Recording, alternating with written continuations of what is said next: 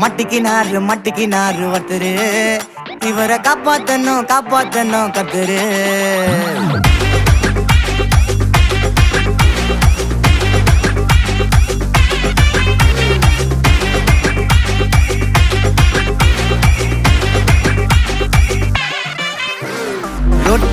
ரொட்டு கடை குருமா